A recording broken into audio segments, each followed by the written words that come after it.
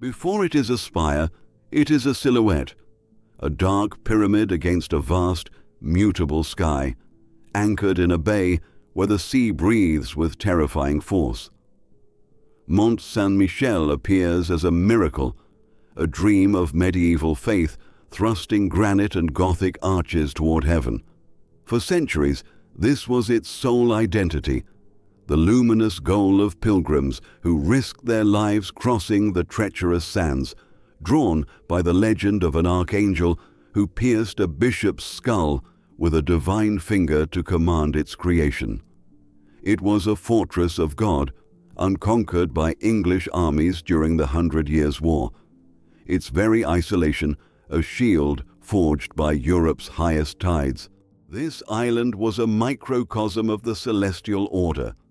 At its base, the village bustled with the laity. Above them, great halls welcomed kings and nobles. At its peak, closest to God, the monks of the Abbey lived a life of cloistered devotion.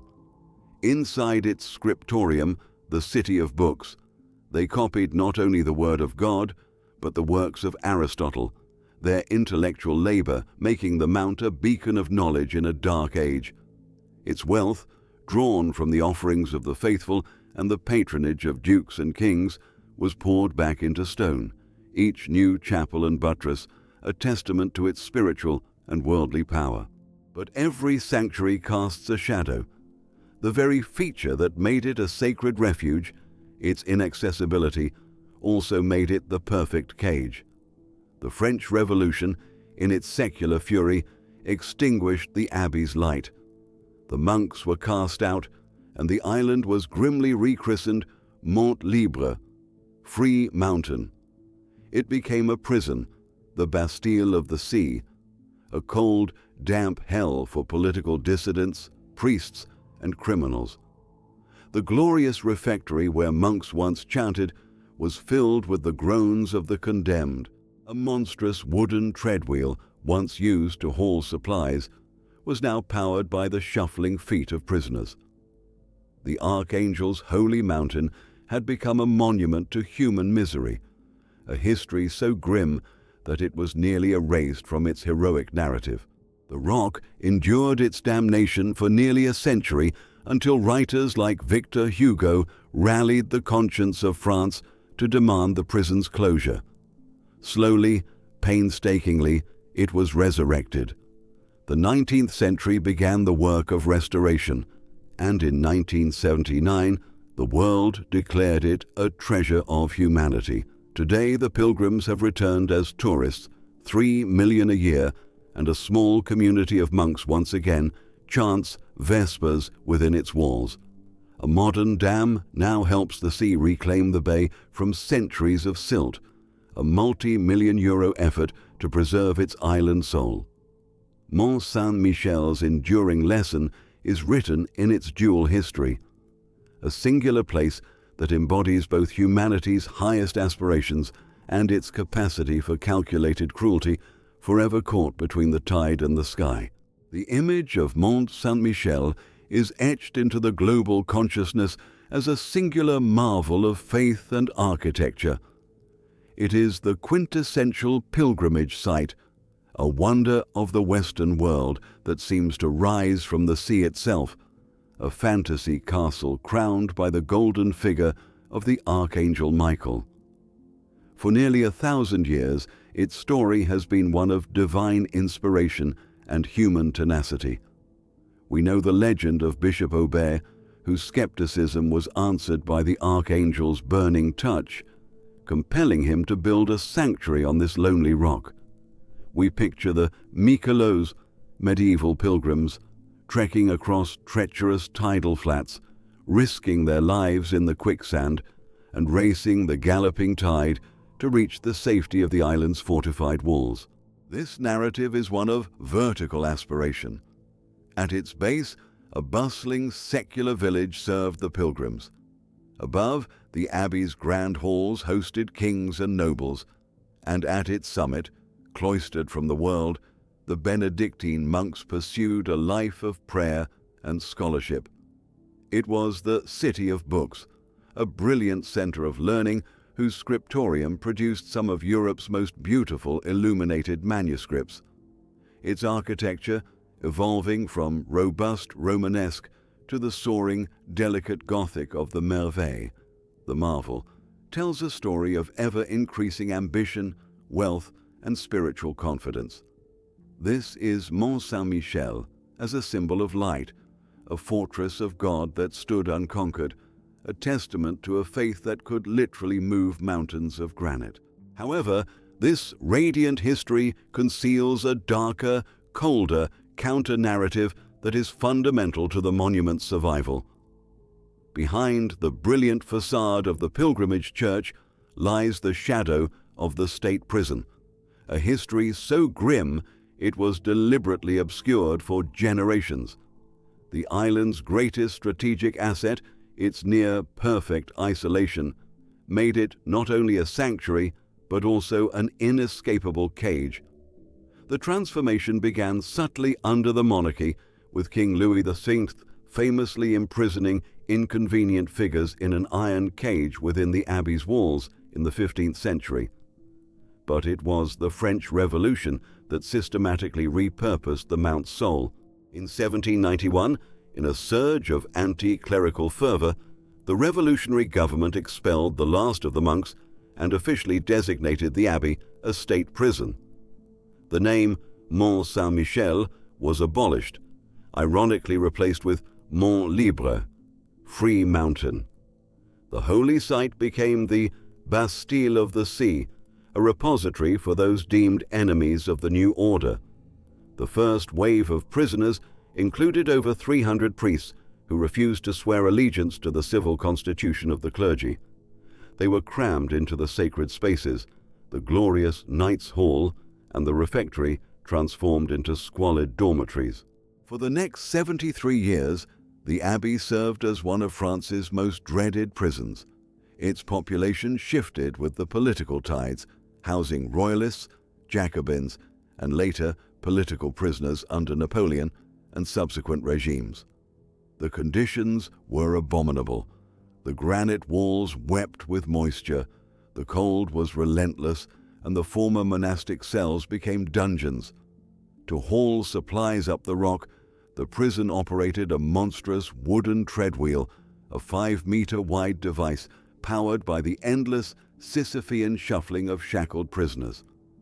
Over its tenure as a prison, an estimated 14,000 souls were incarcerated within its walls, their suffering soaking into the very stones that had been raised to glorify God.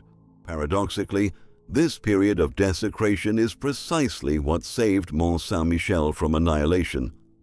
Across France, other great abbeys, like the magnificent Cluny, were nationalized, sold off, and dismantled by stone merchants to build homes and pave roads. They were erased. But Mont-Saint-Michel, as a functioning state institution, was too useful to destroy. Its infamous role as a prison ensured its structural integrity was maintained, however crudely. It was preserved not by reverence, but by utility, saved by its own damnation.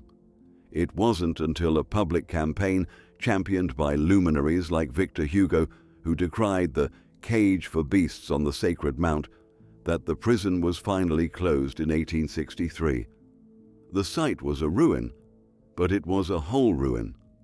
The legacy we inherit today is therefore profoundly dual. It is a monument shaped as much by the prayers of saints as by the curses of prisoners. The selection of Mont-Saint-Michel was not an act of human will alone. It was a surrender to the profound strategic genius of nature. Before a single stone was laid, the site was already a fortress, sculpted by geology and governed by the immutable laws of the tides. Its story begins not with a bishop's vision, but with a geological anomaly, a resilient outcrop of granite, a hard kernel left behind as millennia of erosion wore away the softer surrounding coastline. This granite fang, originally known as Mont Tombe, Tomb Mountain, stood sentinel in a vast, flat bay, a place of ancient pagan worship long before the archangel's arrival. The site's primary strategic motive was its unparalleled natural impregnability, a defense system designed not by military engineers but by the cosmos.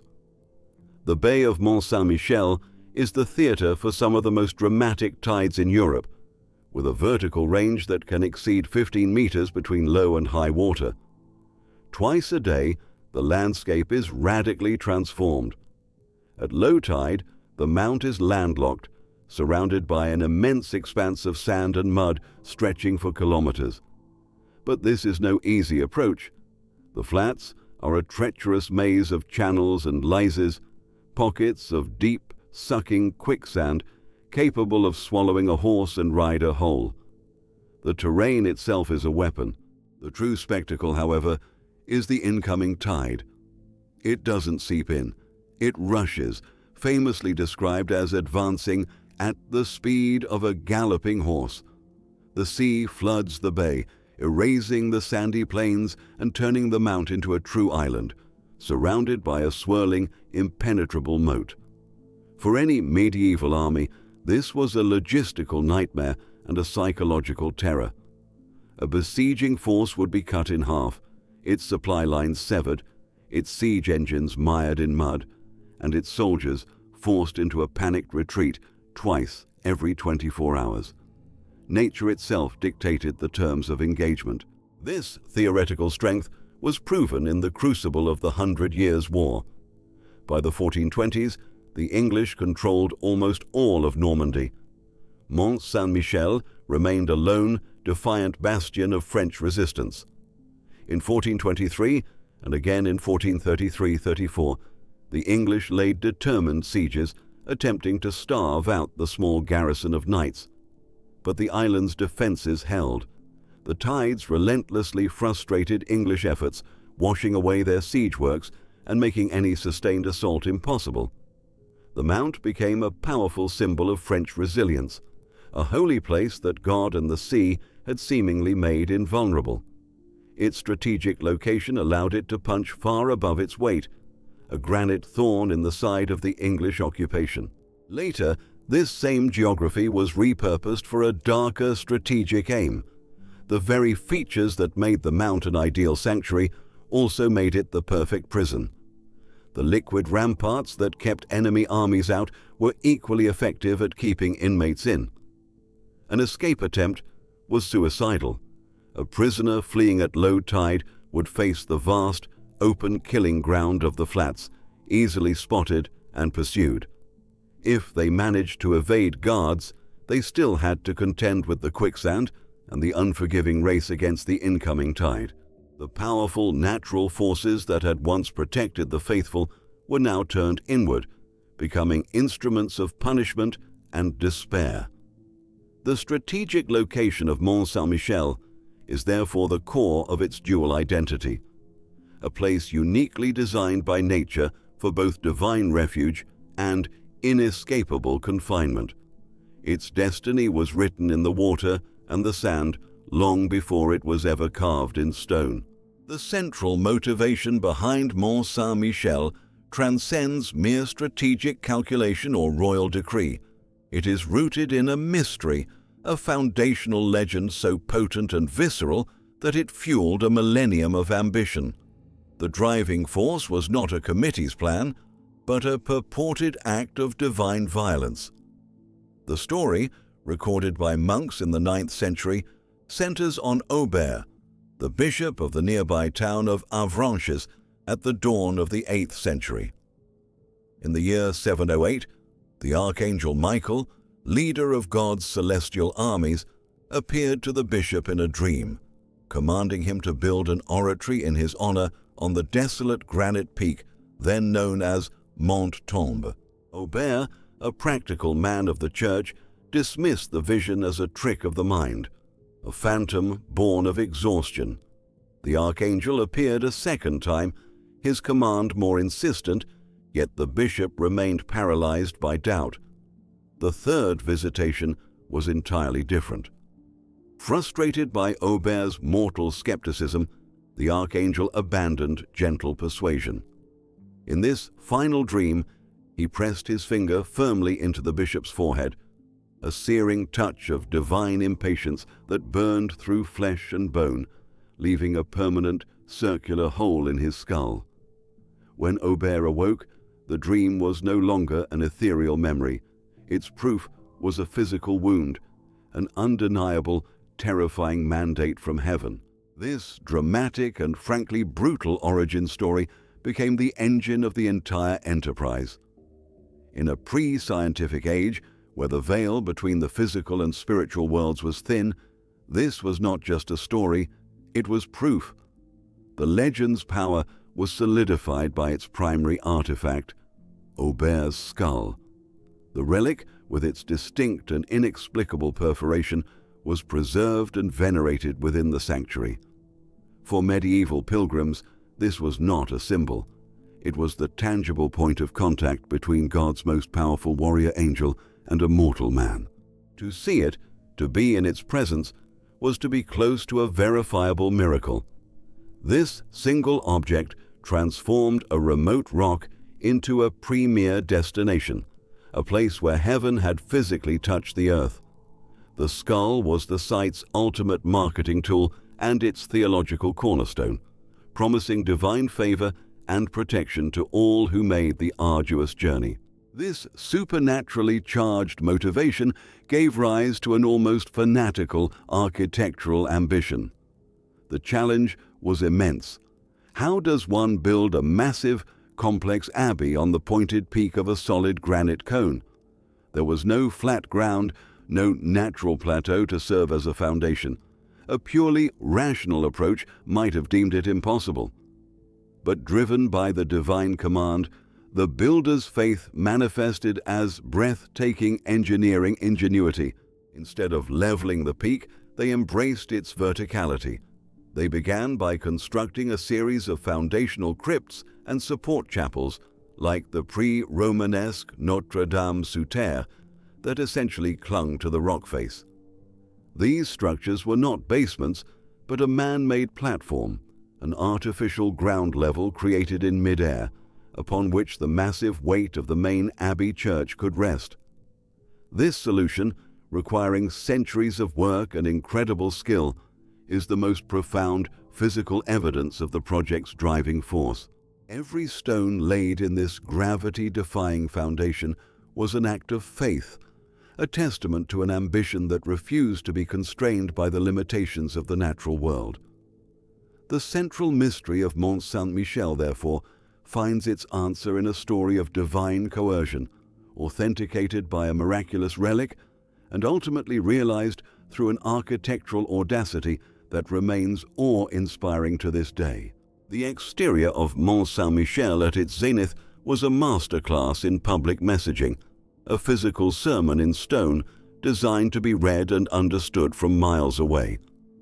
Before a visitor ever set foot on the island, its silhouette alone conveyed its core identity, a fusion of divine sanctuary and impregnable fortress. It did not present a gentle, welcoming face to the world. Instead, it projected an image of awesome, unassailable power, both spiritual and military. This was the fortress of God, the terrestrial bastion of the Archangel Michael, and a potent symbol of French identity and resilience, particularly during the long struggle of the 100 Years' War. The architectural language of the exterior is a direct reflection of this dual purpose. The choice of material itself was a foundational statement. The entire complex is built from granite, a notoriously hard, weather-resistant stone quarried on the nearby Chaucy Islands and barged across the treacherous bay. The decision to use granite, a difficult and costly material to work with, was a declaration of permanence. This was a structure built not for decades or even centuries, but for eternity. The lower sections of the mount are encased in formidable military architecture. A single, heavily fortified gate provides entry, leading to a winding path protected by crenellated ramparts, watchtowers, and battlements. These were not decorative flourishes. They were a clear warning to any potential aggressor. The exterior broadcast a message that this holy place was fiercely protected and could withstand any earthly assault. This military strength provides the foundation for a stunning vertical hierarchy that mirrors the medieval conception of the cosmos. The structure of the island is a physical manifestation of the great chain of being. At the very bottom, clinging to the rock, is the chaotic, organic jumble of the village, the realm of merchants, fishermen, and pilgrims, representing the secular world. As one's gaze ascends, the architecture becomes more ordered and grand. Above the village are the great halls and lodgings of the Abbey, designed to host nobles and knights. Finally, at the absolute pinnacle is the Abbey church itself, the realm of the monks, closest to God. This vertical journey is also a historical one, with the architectural styles evolving as they climb. The nave of the Abbey church is a superb example of Norman Romanesque, solid, thick-walled, with rounded arches, conveying a sense of grounded, muscular faith. But as the structure soars higher, it transforms into the light, elegant, and aspirational language of Gothic architecture. The ultimate expression of the exterior's message of power and prestige is the merveille, the marvel.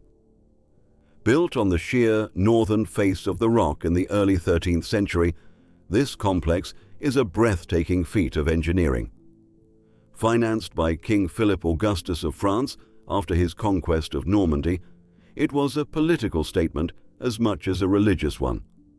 The merveille is a 3-story Gothic masterpiece, a sheer cliff of masonry supported by massive buttresses, its walls punctuated by tall, slender windows that draw the eye upward. It houses a cloister, a refectory, and great halls, all stacked in a gravity-defying arrangement. From the outside, it communicates immense wealth, royal patronage, and the latest in architectural sophistication. It was the Abbey's crown jewel, a declaration that Mont-Saint-Michel was not just a provincial monastery, but a spiritual center of national importance, aligned with the power of the French crown. The exterior, therefore, was a complete narrative, telling every visitor a story of divine sanction, military might, social order, and royal favor before they even passed through its gates. If the exterior of Mont-Saint-Michel was a public declaration of power, the interior was a precisely calibrated machine for social and spiritual ordering. Its functional design was an architectural embodiment of the strict Benedictine rule and the rigid hierarchies of the medieval world. To pass through its gates was to enter a system where every corridor, staircase, and chamber was designed to guide, filter, and separate humanity, creating a journey inward and upward from the profane to the sacred. Access was the ultimate currency. Where you were allowed to go defined who you were. For the vast majority of visitors, the thousands of lay pilgrims, the experience was carefully circumscribed. Their access was limited to the lower levels, the Grand Degré staircase, the fortified gateway, and the almonry or monnerie, where they would receive charity and lodging. They could enter the Abbey church as worshippers, but they remained firmly on the public side of a social and spiritual barrier. The monastery's inner life, the very engine of its sanctity, remained entirely hidden from their view. A higher class of visitor, kings, dukes, and powerful nobles, was granted deeper access, but still kept at a strategic remove from the monastic core. For them, the magnificent guests' hall, Salle des Hôtes, was built within the merveille. This was a space designed to impress, with 2 enormous fireplaces and fine Gothic detailing. Here, the abbot could receive and entertain secular power in a manner befitting their station, conducting the monastery's worldly business without allowing that world to contaminate the sacred spaces above. It was a luxurious and sophisticated buffer zone. The true monastic life unfolded on the levels above, in a sequence of rooms designed to facilitate the Benedictine ethos of ora et labora, prayer and work. The intellectual labor took place in the Grande Salle des Chevaliers, Knights' Hall. Despite its later romanticized name, this was never a hall for knights. It was the Abbey's scriptorium and study. Its 4 vaulted naves, supported by strong columns, created a vast, well-lit space where monks would spend hours in silent concentration, copying and illuminating manuscripts. This was the City of Books factory floor, a powerhouse of knowledge production, architecturally designed for focus and collective scholarly effort. The daily rhythm of life was reinforced in the refectory, the monks' dining hall. It is a masterpiece of functional design, a long, narrow hall flooded with indirect light from rows of deeply recessed windows, creating a serene, contemplative atmosphere. A reader's pulpit was built into the wall, from which one monk would read sacred texts aloud during meals. The architecture itself enforced the rule of silence. The acoustics and the focused light all discouraged conversation and directed the monk's attention towards spiritual nourishment. At the very apex of the merveille and of the entire social mechanism was the cloister. This was the most sacred and restricted space, the spiritual heart of the monastery. It is an architectural miracle, a delicate garden suspended between the sea and the sky, completely isolated from the world below. Its elegant, staggered double colonnades create a rhythmic play of light and shadow, enclosing a space open only to the heavens. It was not a place for work or socializing, but for walking meditation and private prayer, a direct, unmediated connection with God. This was the final destination in the interior journey, a man-made paradise reserved for the few who had dedicated their lives to Christ. The brutal effectiveness of this social mechanism is thrown into sharp relief by its later desecration as a prison. The revolutionaries and subsequent regimes tore this intricate system apart. The sacred Abbey church was crudely partitioned, with wooden floors inserted to slice its soaring vertical space into 3 squalid levels of prison cells. The grand halls, once meticulously organized by function, became overcrowded, filthy dormitories. The architecture's logic was inverted. A system designed for holy separation became a tool for brutal, indiscriminate confinement, proving that the purpose of a space is as fragile as the social order that creates it. The history of Mont-Saint-Michel is not just a story of faith and architecture, but a relentless, centuries-long war against its own environment. The very forces that made the mount a strategic masterpiece, the sea and the sand, have also been its most persistent adversaries. For most of its existence, this was a battle of adaptation and survival, a relationship built on a deep, fearful respect for the power of the natural world. The bay was an unruly partner, offering protection with one tide and threatening annihilation with the next. For medieval pilgrims, the final leg of their journey was a terrifying ordeal, a physical test of faith. The battle was their personal crossing of the bay at low tide. This was a treacherous landscape, a seemingly solid plain of sand that concealed deadly threats. There were the lyses, hidden patches of quicksand that could swallow a person in minutes. There was the ever-present danger of fog rolling in from the sea, disorienting travelers on the vast, featureless expanse. And above all, there was the tide itself, which raced across the flats faster than a galloping horse, a wall of water that offered no escape to the slow or the lost. The environment was an active participant in the pilgrimage, a crucible that had to be passed through to reach the sanctuary.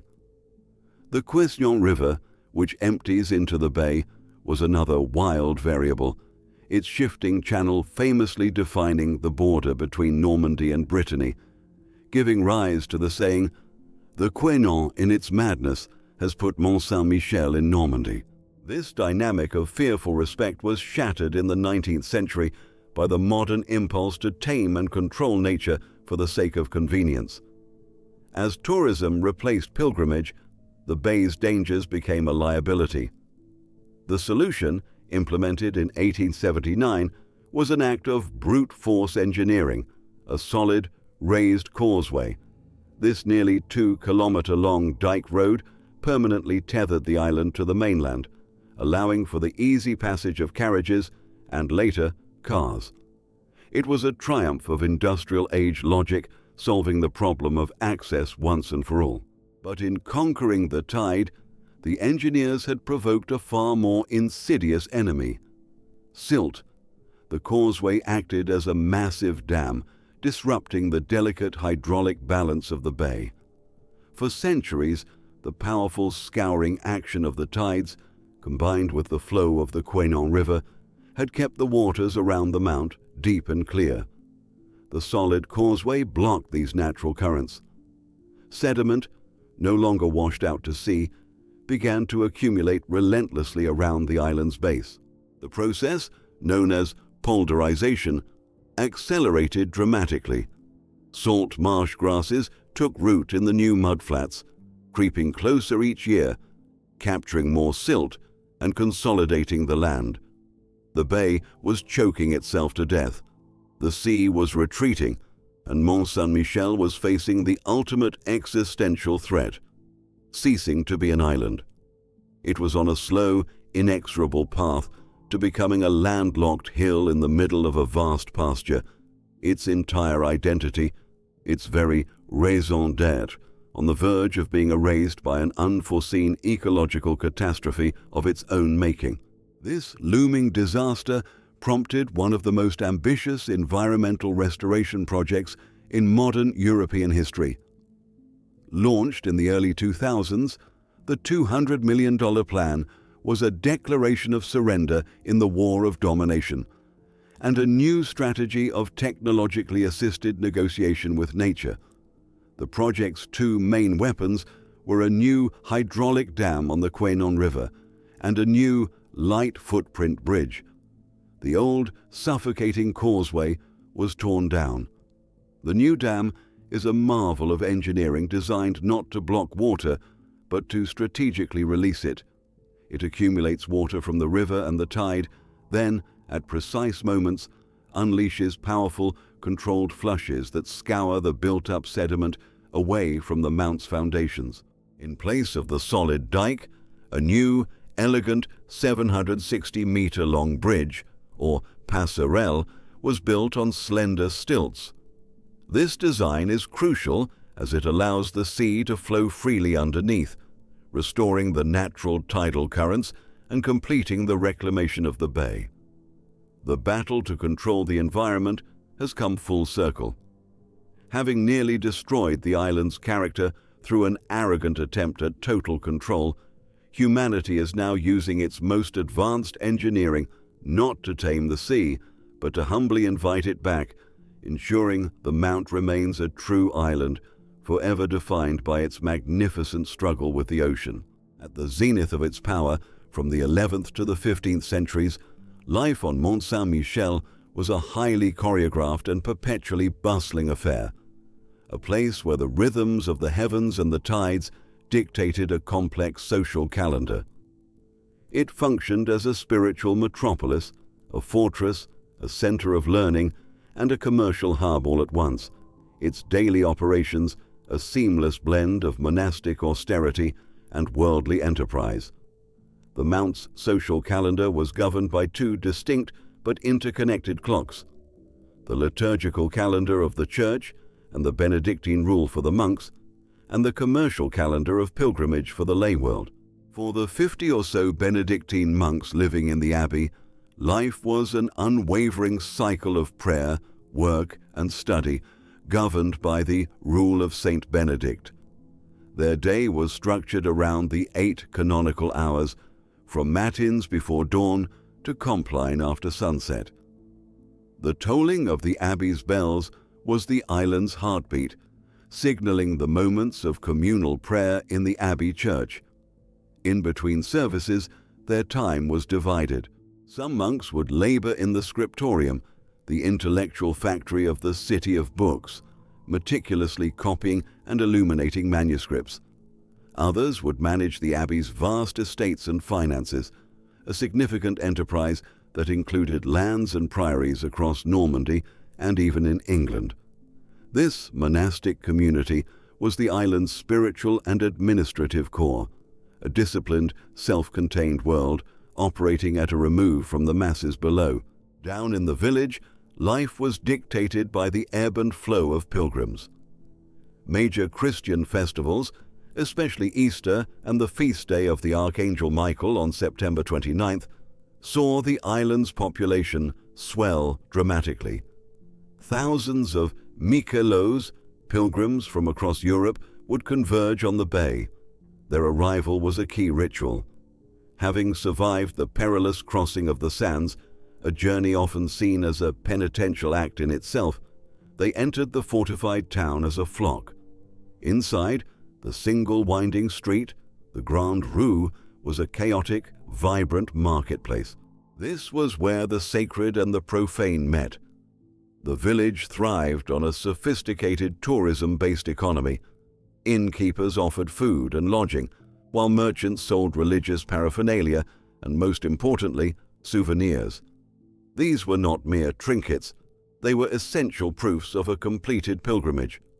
The most common were small lead or tin badges, often in the shape of a scallop shell, the symbol of pilgrimage, or an image of St. Michael slaying the dragon. Pilgrims would sew these onto their hats or cloaks, a tangible sign of their piety and a status symbol upon their return home. The sale of these items, along with pilgrim offerings, generated immense revenue for the Abbey, funding its continuous expansion and the creation of its artistic treasures. The social calendar also included high-profile state visits. French kings, from Louis IX to Francis I, made the pilgrimage, transforming the mount into a temporary royal court. These events were major logistical and ceremonial undertakings. The king and his retinue would be formally received by the abbot in the magnificent guest hall, a space designed for precisely such occasions. These royal visits reinforced the abbey's prestige and its close ties to the French crown, often resulting in significant donations and political favors. The presence of royalty would have electrified the island, creating a spectacle that blended spiritual devotion with raw political power. Life at the peak, therefore, was a dynamic interplay of quiet, monastic routine and the boisterous, cyclical influx of the outside world, creating a unique, self-sustaining ecosystem of faith, power, and commerce. The serene spirituality of Mont-Saint-Michel, with its soaring Gothic choirs and ethereal cloisters, was underwritten by a formidable and ruthlessly efficient economic engine. The Abbey at its peak was not simply a house of prayer. It was a multinational corporation, a diversified feudal enterprise whose wealth was built on three powerful pillars: vast land holdings, the industrialization of pilgrimage, and the production of high-value intellectual property. This was the dirty engine, the worldly, pragmatic, and highly organized system of revenue generation that paid for every stone of the celestial city. The first and most foundational pillar of its wealth was land. The Abbey was one of the largest and most powerful feudal landlords in Normandy. This portfolio did not grow by accident. It was the result of centuries of strategic acquisition, primarily through pious donations from the Norman aristocracy. Beginning with the patronage of the Dukes of Normandy, including William the Conqueror himself, nobles would gift vast tracts of land, forests, fisheries, salt marshes, mills, and entire villages to the Abbey. These were not acts of pure charity. They were spiritual investments, down payments on the salvation of their souls. By endowing the sanctuary of the Archangel Michael, a powerful warrior saint, they hoped to secure divine favor in the afterlife. The Abbey, in turn, managed these assets with astute business acumen. its lands generated a steady, passive income stream through rents paid by peasant farmers, tithes collected from its many dependent churches and priories, and the sale of resources like timber, fish, and valuable salt. This real estate empire, stretching across Normandy and even into England, where it controlled its sister site, St. Michael's Mount in Cornwall, provided the stable, long-term capital that ensured the Abbey's financial security and resilience. The second pillar was the monetization of faith itself through pilgrimage. If land provided the capital, pilgrimage provided the cash flow. The Abbey's leadership understood that its primary asset was its reputation, built upon the legend of Auber's skull and the site's military invincibility. They cultivated and marketed this reputation to draw in a constant stream of pilgrims who were the customers in a highly developed spiritual economy. Upon arriving, pilgrims were expected to leave generous offerings at the Abbey's shrines. But the real commercial genius lay in the control of the downstream market. The Abbey held a monopoly on the production and sale of pilgrimage souvenirs, particularly the lead and tin badges that served as proof of the journey. These mass-produced items were the medieval equivalent of a concert T-shirt, a vital commodity for any pilgrim wishing to display their piety. The entire village at the base of the mount was part of this economic machine, a carefully controlled commercial zone. The Abbey owned the land and profited from the inns, taverns, and shops that catered to the pilgrims, creating a vertically integrated tourism industry that extracted wealth at every stage of the visitor's journey. The third pillar was its role as a high-end manufacturing center for intellectual property. Mont-Saint-Michel was renowned throughout Europe as the City of Books. Its scriptorium, located in the vast Knights' Hall, was not just a place for quiet contemplation. It was a production facility. Here, a team of highly skilled monks, scribes, copyists, and illuminators produced some of the most exquisite illuminated manuscripts of the Romanesque period. This was a high-value, bespoke industry. Crucially, their work was not limited to religious texts. The monks of the Mount also copied and preserved secular classical works by authors like Aristotle and Cicero, making the Abbey an indispensable repository of knowledge for both the church and secular rulers. These books were not typically sold on an open market. Their value was strategic. They were used to build the Abbey's own magnificent library, given as influential gifts to kings, popes, and patrons, and traded with other monastic centers. This intellectual output generated immense cultural capital, reinforcing the Mount's prestige, attracting the brightest minds, and ensuring it remained a relevant and powerful player in European politics, which in turn attracted even more donations of land and high-status pilgrims in a continuously enriching cycle. The glorious memory of Mont-Saint-Michel as a luminous center of faith and learning did not fade slowly through the mists of time. It was violently and deliberately extinguished. Its 1,000-year history as a sacred pilgrimage site was eclipsed by a central, traumatic conflict that ripped the soul from the monument, transforming it from a symbol of divine aspiration into a monument of human suffering. This conflict was the French Revolution, an ideological cataclysm that sought not just to overthrow a king, but to annihilate the entire symbolic and institutional architecture of the Ancien Régime, of which the powerful, wealthy, and feudal abbey was a prime example. The abbey's very existence was an affront to the revolution's core tenets of rationalism and anti-clericalism. It represented the fusion of aristocratic power and religious superstition that the new republic was determined to eradicate. Thus, in 1791, the revolutionary government enacted a decree that would define the Mount's identity for the next 3/4 of a century. The Benedictine monks, whose predecessors had prayed and worked within its walls since the 10th century, were expelled. The abbey's vast wealth and property was seized by the state, This was not enough. To complete the symbolic desecration, its very name was abolished. The holy mountain of the Archangel Michael was rebranded with the stark, brutally ironic name of Mont Libre, Free Mountain. With this act, its transformation into one of France's most notorious state prisons began. The central conflict was thus the violent imposition of a punitive, secular identity onto a sacred space. The first inmates to be shipped to Mont Libre were the very people the Abbey was built to serve, men of God. Over 300 priests who refused to swear allegiance to the new civil constitution of the clergy were incarcerated there, their crime a crisis of conscience.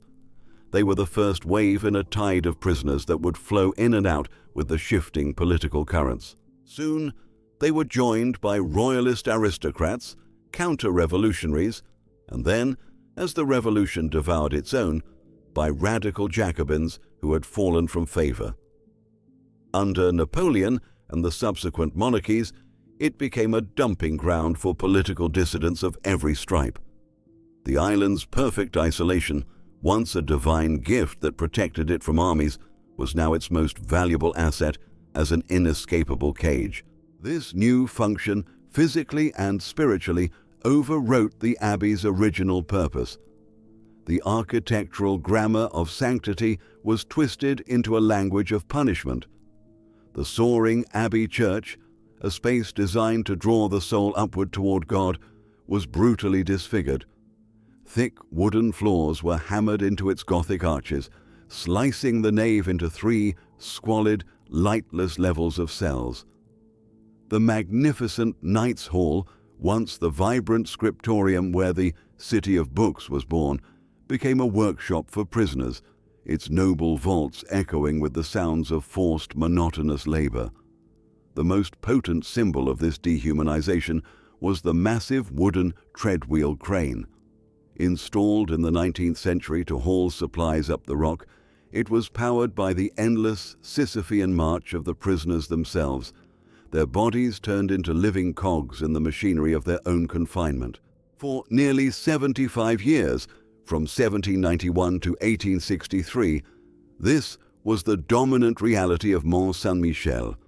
An entire generation, and then another, knew it not as a wonder of Christendom, but as the dreaded Bastille of the sea. Its glorious past was eclipsed, buried under the weight of this more recent, more visceral identity as a place of misery and despair. The light of the Archangel had been snuffed out by the shadow of the prison. The eclipse began to recede only through the impassioned advocacy of a new cultural force, the Romantic movement, which celebrated France's medieval heritage. The movement's champion was Victor Hugo, the nation's literary conscience. Horrified by the state of the monument, which he saw as a national treasure being desecrated, Hugo launched a powerful public campaign. He used his immense fame and eloquence to condemn the impious and stupid government that had placed a cage for beasts upon a wonder of God.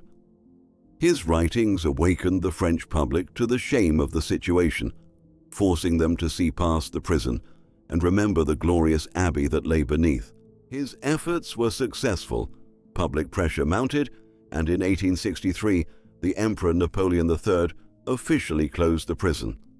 In 1874, the site was declared a historic monument, and the long, painstaking work of restoration of both its stones and its reputation could finally begin.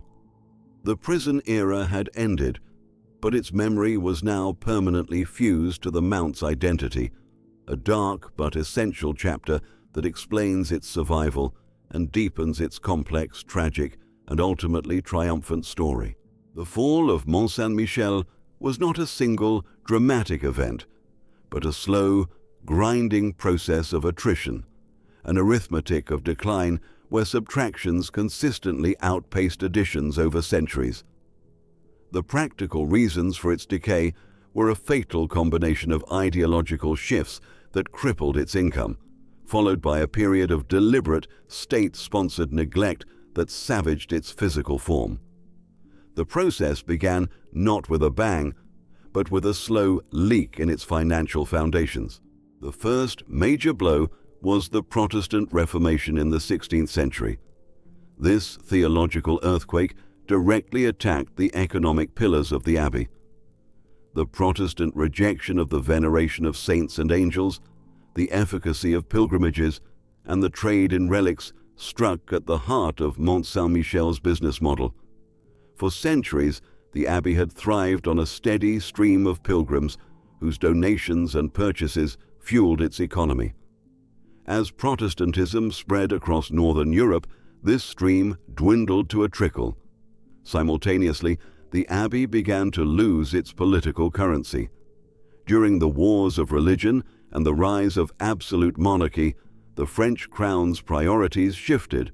Kings were less inclined to make grand pilgrimages or bestow lavish gifts upon medieval sanctuaries, preferring to patronize new, more fashionable religious orders or invest in secular projects. With both its popular and elite revenue sources diminishing, the Abbey entered a long period of managed decline. The arithmetic was simple. Less income meant less money for the constant, ruinously expensive maintenance required to fight the corrosive effects of the salt-laden sea air on a massive granite structure. Leaking roofs went unrepaired, crumbling mortar was ignored, and the great institution began to slowly fray at the edges. The decisive blow, the event that turned this slow decline into a catastrophic collapse, was the French Revolution. In 1791, the revolutionary government did not just reform the Abbey, it liquidated it. In a single stroke, its entire economic system was annihilated. The first decree was the expulsion of the monks, effectively removing the entire administrative and spiritual workforce that had operated the site for 800 years. The second was the nationalization of all church property. This act instantly stripped the Abbey of its entire asset portfolio. The hundreds of farms, priories, forests, and mills that provided its foundational wealth were seized by the state. The Abbey's balance sheet was wiped clean. Its income streams were reduced to zero. By the time the decree was enacted, the once thriving monastic community had already withered to fewer than a dozen monks, a testament to the long decline that preceded the final crisis. What followed was the era of active, calculated decay. The conversion of the Abbey into a state prison was the ultimate act of physical and financial degradation. A monastery is an institution of preservation. A prison, particularly in the 19th century, is an institution of low-cost containment. The state, as the new owner, had no interest in preserving the Abbey's delicate Gothic carvings or its soaring Romanesque architecture. Its only objective was to warehouse prisoners as cheaply as possible. This policy of utilitarian neglect was a death sentence for the building. The physical triggers of its ruin multiplied. The state made crude, brutal alterations to accommodate its new function. To maximize capacity, the soaring, single space of the Abbey church was horizontally dissected by thick wooden floors, creating 3 levels of dark, damp cells. This not only desecrated the sacred space, but also placed immense structural stress on walls and columns never designed to bear such loads. No provision was made for proper maintenance. Rainwater poured through the dilapidated roofs, seeping into the granite walls. In the winter, this water would freeze and expand, cracking the ancient stones and dislodging the mortar. The salt-saturated air continued its relentless chemical assault, eating away at the masonry. The human cost was mirrored in the building's physical state. The appalling conditions of detention, overcrowding, poor sanitation, and the perpetual dampness created an environment where decay accelerated. The prisoners' fires for warmth coated the interiors with a thick layer of black soot, obscuring medieval paintings and sculptures. The most infamous feature of this era, the massive wooden tread wheel, became a symbol of this degradation. Installed to haul supplies, it was powered by the prisoners themselves, a perfect metaphor for the Abbey's new purpose. No longer a place of spiritual ascent, but one of grim, circular, and utterly hopeless toil. A fire in 1834 further ravaged the structure, destroying much of the ancient nave. By the time public pressure, led by Victor Hugo, forced the prison's closure in 1863, the arithmetic of decline had reached its devastating conclusion. The French state was not left with a treasured monument, but with a semi-ruined, structurally compromised, and desecrated husk. Mont-Saint-Michel was a liability on the national ledger, a colossal restoration project born from centuries of slow financial starvation, followed by decades of calculated, brutal neglect. The afterlife of Mont-Saint-Michel began not with a resurrection, but with a post-mortem. When the last prisoner departed in 1863, the French state was left in possession of a corpse. The monument was a ruin, not the noble romantic ruin of a forgotten age, but the squalid, desecrated ruin of a recently closed penal colony. It was structurally unsound, its sacred interiors blackened by soot and disfigured by crude prison architecture, its spiritual identity buried under 75 years of misery. Its rescue was far from inevitable. It required a profound act of national will, a century-long effort to reclaim a treasure from the abyss of its own history. The first stage of this afterlife was a secular salvation, driven by the state that had presided over its decay. The turning point was its designation as a monument historique in 1874. This act formally shifted its status from a liability to a protected asset, unleashing the formidable resources of the French state's historical monument service. What followed was a painstaking, generation-spanning project of architectural exorcism. The work was brutal at first. Engineers and architects had to strip away the prison's cancerous additions, the crude wooden floors that choked the Abbey church, the iron bars that caged its windows, the walls that partitioned its grand halls into a warren of cells. This was an archaeology of its own recent past, a delicate and expensive process of revealing the masterpiece that lay beneath the scars. This era of restoration was itself an act of interpretation, famously culminating in the 1897 edition of the slender neo-Gothic spire and the triumphant golden statue of the Archangel at its apex. While not historically authentic to the medieval period, this spire was a powerful statement of intent, a declaration that the Mount's upward spiritual aspiration had been definitively restored. This physical resurrection paved the way for its global canonization. The ultimate validation of this century of labor came in 1979, when UNESCO inscribed Mont-Saint-Michel and its bay on the World Heritage List. This elevated it from a national treasure to a recognized heritage of all humanity. The rescue was complete, and its success has been staggering. Today, the Mount is a global icon, welcoming over 3 million visitors a year. A new causeway bridge allows the tides to once again encircle it, and a constant river of humanity flows up its Grand Rue.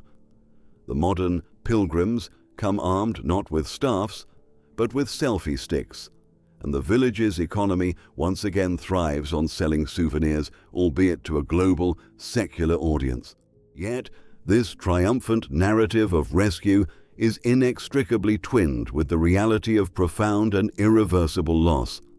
The physical structure was saved, but its intellectual and spiritual archives were fractured and decimated. The most spectacular survival is that of the Abbey's priceless collection of manuscripts. The heart of the city of books was not destroyed. After the Revolution, the collection was transferred to the nearby town of Avranches for safekeeping. Today, these treasures are housed in the state-of-the-art Scriptorial Museum, with 199 of the most important works digitized and accessible to the world.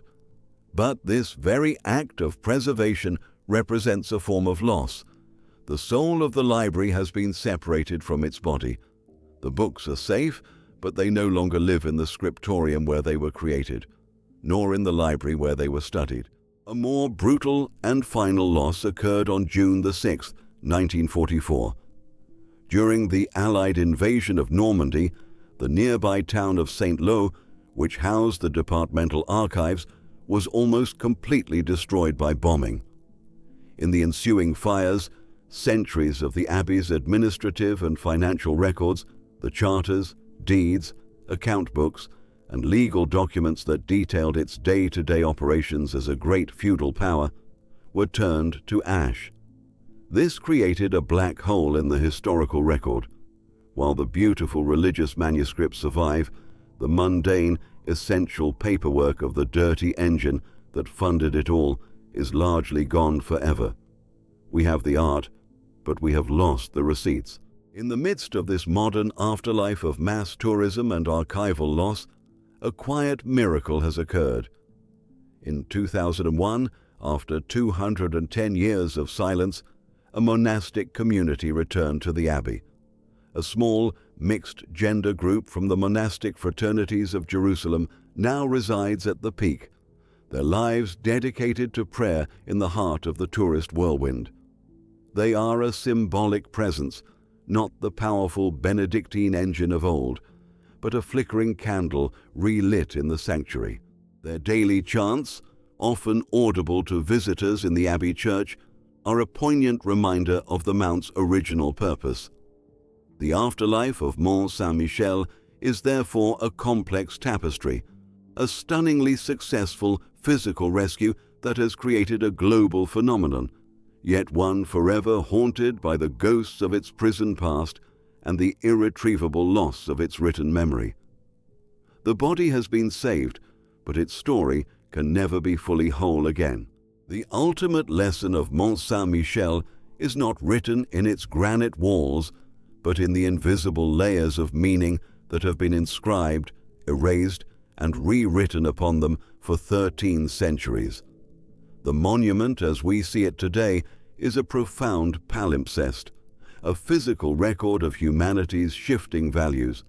Its story matters now not simply as a marvel of medieval architecture, but as a powerful and unsettling case study in the impermanence of purpose.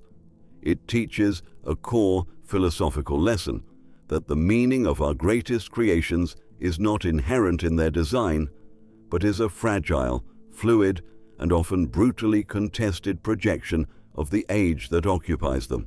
The Mount's extraordinary resilience lies in its capacity for radical transformation. It began as a place of raw, natural power, a pagan sanctuary on a tidal rock. It was then reimagined by a divine command, becoming a Christian oratory, a tangible link between heaven and earth. As the Benedictine Abbey grew, it became a fortress of faith, a beacon of learning, and a symbol of Norman and French power, its verticality a direct architectural expression of the medieval cosmic order. For centuries, this identity seemed immutable, carved in stone. Yet, this entire narrative was violently inverted by the French Revolution. The very same architectural features that had for a millennium signified sanctuary were instantly repurposed to mean confinement. The high, impregnable walls that once protected monks from the outside world now served to cage prisoners from it. The magnificent ascent toward the Abbey church, once a pilgrim's symbolic journey to God, became for the condemned an impossible ladder to a freedom they could never reach. The Abbey's meaning was not merely changed, it was turned inside out. This violent repurposing from sacred abbey to secular prison is the story's central pivot, a stark reminder that no institution, no matter how revered, is immune to ideological collapse.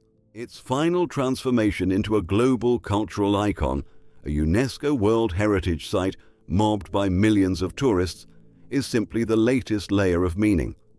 A complex identity that simultaneously encompasses a historical museum, a commercial enterprise, and for a tiny, newly reinstalled monastic community, a place of active worship. The mount endures, but what it is depends entirely on when you ask. This dramatic history offers two critical practical takeaways for the modern world. The first is a lesson in the mechanics of preservation. Cultural heritage does not save itself. The survival of Mont-Saint-Michel in a recognizable form is owed directly to the passionate, dedicated advocacy of individuals who refused to accept its degraded state. When Victor Hugo launched his campaign in the mid-19th century, he was fighting against the inertia of the state, which saw the Mount as a useful, low-cost prison. Hugo's genius was to reframe the narrative. He appealed to a burgeoning sense of national pride and a romantic reverence for France's medieval past, shaming the government by contrasting the marvel of God with the cage for beasts that it had become. He made its restoration a matter of national honor. This history demonstrates that memory requires a champion. Without a powerful voice to articulate its value, heritage is vulnerable to pragmatic neglect and eventual oblivion. The lesson is urgent and contemporary. Our own cultural treasures are not guaranteed to survive. They depend on active stewardship and the willingness of advocates to fight for their meaning and their physical existence. The second practical lesson is a methodological one for any researcher, historian, or journalist. The truth of a place is rarely found entirely within its physical boundaries. The story of Mont-Saint-Michel is a masterclass in the importance of tracing scattered sources. To understand the Abbey's intellectual power, one cannot simply visit the island. One must go to the scriptorial museum in the nearby town of Avranches, where its priceless collection of manuscripts, its brain, is now housed. To understand its economic and administrative might, one would have needed to consult the departmental archives in St. Lo. The catastrophic destruction of those archives by Allied bombing in 1944 is itself a tragic and final lesson in the fragility of memory. The firestorm that consumed the town's records erased centuries of the Abbey's day-to-day life, leaving a permanent void in our understanding. What we are left with is a dismembered history. The physical body of the monument survives on the island. Its intellectual soul is preserved in a museum miles away, and its administrative memory has been largely turned to ash. Mont-Saint-Michel's ultimate lesson is therefore a profound synthesis of these points. It teaches us that our grandest structures are merely stages for the dramas of their time. And because these dramas change, the stories themselves are fragile, their meaning subject to revision, and their records vulnerable to dispersal and destruction. Its preservation requires more than just masons and engineers. It requires advocates to defend its value and historians to painstakingly reassemble its scattered soul. It reminds us that memory, like stone, requires constant, vigilant maintenance.